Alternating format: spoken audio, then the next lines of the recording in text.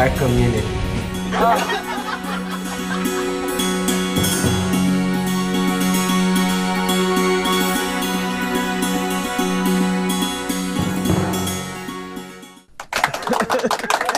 Welcome back to the Thank 90s you. edition of FTV Live. Ang saya. galing ng Buhay na buhay ang performance. ating studio ngayon. Live na tuwang-tuwa live. ako kasi in our previous episode, sinasabi ng mga viewers, gusto Yeah. namin may musical performance. Yeah, yun yung Yan most common. natupad Yan na yung pangarap niyo. Lahat Ang yan. galing-galing pa. Unti-unti natin yung ilalagay sa show, di ba? Kaya ngayon, isa sa mga 90s babies din ang kausap natin ngayon. Yung kaninang performer, si Easy Cruz ng Cosmic Crayons.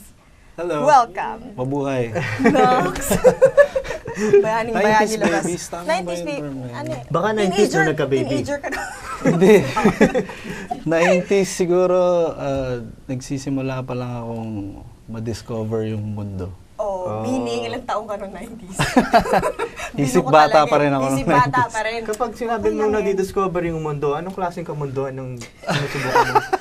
Marami. Marami. Mid-90s ko na simulang na-discover yung kamunduhan. Oh. Saka yung pwede mong gawin sa mundo na yun.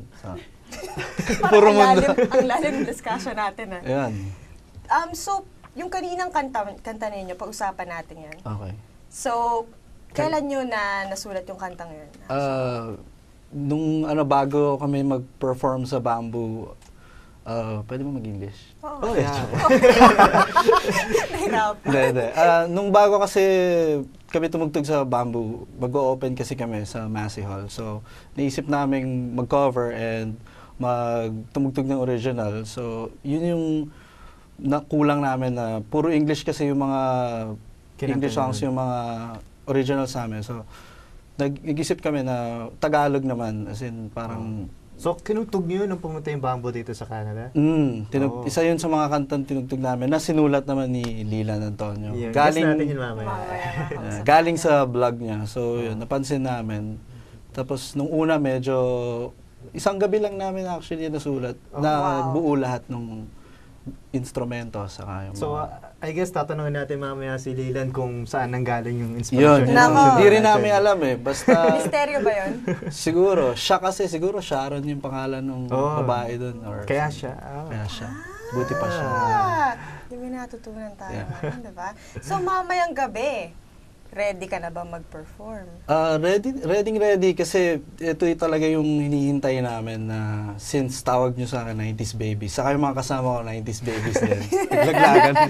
90s Rewind mamaya mga 90s kaibigan Rewind. sa M Studio.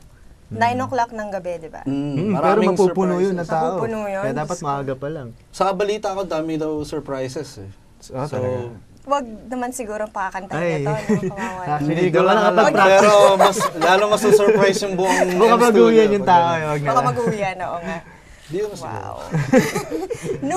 nung 90s, nandun ka sa Pilipinas pa rin, di ba? So, when did you come here to Canada? 2004 na eh. Oh, so 90s 90s kid ka rin sa atin. Ano yung pinaka naaalala mong mga gawain dati ron? Kasi 92 or 91 first year high school ako noon eh. Tapos umuwi kami pag lunch. Tapos nanonood kami ng SEDI, yung Munting Princess. Oh! Ako rin! Oh, Binuko yung sarili. Hindi ka naman siguro nanood ng Princess Sarah. Hindi. Hindi na. Medyo boring na kasi nakakaiyak na. Anong So, boy? yun, Maganda yun. Ay. Si SEDI kasi talagang nandun yung pagka-idol mo kay SEDI saka sa lolo niya. Oo. So yung banding ng Si Lolo Jehan yun, di ba? Lolo J. Tama ba? Tama. Hindi, sa Hulyo't-Hulya yata yung Lolo Jehan Hindi, eh. meron Lolo Jehan. Yung may eh. aso? Si Patras yun. Hindi. Si Patras Sa Marimar yun, naman Sanel. yung may aso eh. Di Bagat ba? talaga. Sorry, ano. Mahal na konde yung actually lolo. Mahal na konde. Yeah. Ay, oo. Siguro lolo konde. Kasi So yun ang ginagawa mo, uwi ka ng lunch, papanood uwi ako ng ako. lunch, manonood ako ng SEDI, tapos babalik kami para magsipa. Yung Sa school? sipa na may tingga Oo, sa school. oo. Tapos hanggang sa madumi na yung itsura namin pagpasok sa school. Ang saya nung 1990s. Ganun lang kasimple yung buhay. Walang internet, wala Oo pang nga, gitara wala kasi pa kami rin. nun. Kahit Kasi puro- cellphone, wala rin eh. Yeah. Tapos mga dala nyo lang, cassette tape ng mga dance remix. Ganun. Yung mga ni-record mixtape. sa galing sa radyo.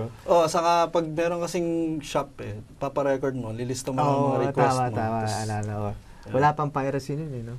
Buti na lang. Yeah. Hanggang narinig ko yung Eraserheads, doon nagbago yung Yun ang buhay isa ko. pinakamalaki. Hindi na ako nagsusuot ng mga crisscross na shorts. Hindi na rin Sana pala baliktad nagdala yung ka t-shirt ngayon, mo. no? Wala na eh, sinunog ko na eh. Yun, tawag doon, puruntong ba yun? Yung Puruntong. Ganon. Yung Baka mga- Medyo, ikaw. yeah. Ay nako, pagbalik natin, kausap naman natin si Lander.